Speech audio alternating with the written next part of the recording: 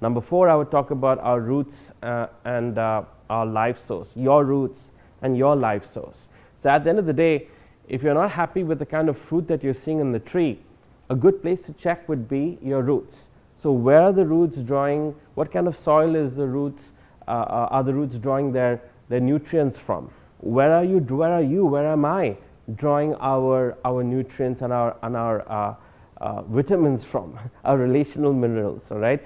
All our relationships need some vitamins and need some minerals. We need good friends around us who are pouring into our relationship, into our marriage as well. You can be surrounding yourself with divisive friends who are trying to sow all sorts of other things in your mind, or you can have friends who will actually dare you and challenge you to be the best version of yourself in your marriage. And so who are you surrounding yourself with? And at the end of the day, where is your ultimate source? That covers the last 2 points, your life source, your roots, external influences. So I spoke a bit about this earlier. So we all have beliefs that we subscribe to. We have beliefs that we subscribe to, and those beliefs influence us and have an influence on the values that we hold dear on the inside. And when we have certain values on the inside, those values will definitely show up in what we think.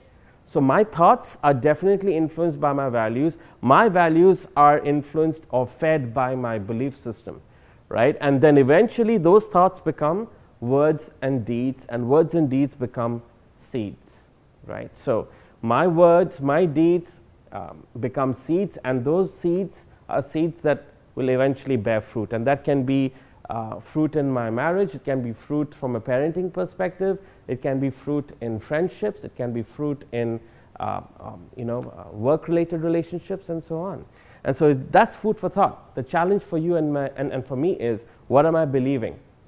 So every time Manish and I would have a conflict, I would ask myself, okay, what am I believing? What is she believing in this situation? Why are we having this conflict? Are we behaving in line with our values? Or are we violating the values that we have subscribed to? What is going on between my ears? What's going on in my mind? Are there some lies operating in my head? Am I listening to the right voices? Am I listening to the voice of perfect love? Or am I listening to some other voice, right? Is my ego or my narcissism, acting up, or, what am I listening to? And so that definitely is manifested in our words and our deeds. And so that's something that I want to propose to you. What seeds are you sowing? Check the seeds that you're sowing. Check the fruit. If you're not happy with the fruit, check the seed. If you're not happy with the seed, work backwards all the way up to your values, your thoughts, your mindset, your beliefs.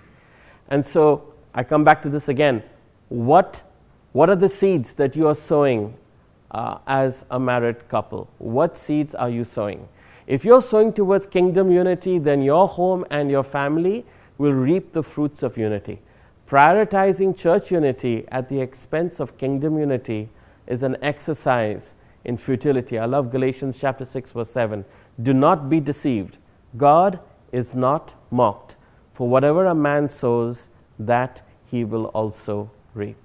That's the New Testament right there. That's the New Testament. And so I love the book of Jeremiah as well.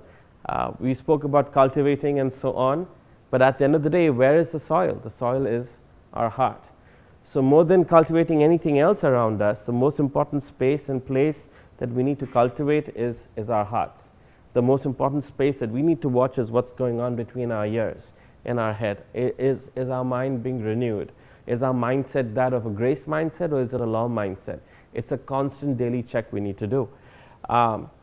Anyone who's into farming, and I speak to people sometimes, I have colleagues who are, who have farms back home, and they keep talking about this, that they have to constantly check the soil because there are things that can creep in there, and that soil is so valuable, it constantly needs to be checked. It needs to be watered, but it also needs to be fertilized. And so the soil of our hearts needs to be fertilized. It needs water. It needs nutrients in order to for it to be productive and for the seed to actually bear the fruit that we want to see. And so I love the scripture again, Proverbs chapter 4 verse 23. Above all else, guard your heart. Guard the soil. Guard the soil.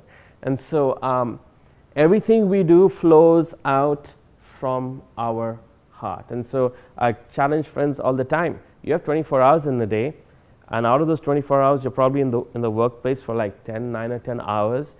There's not much time you get to spend with your loved one.